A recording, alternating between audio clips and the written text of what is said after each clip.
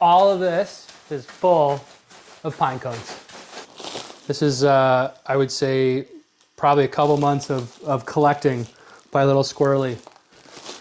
So client got an error on this HRV, and when the HVAC maintenance man popped it open, there was just tons of pine cones just jammed into the side there.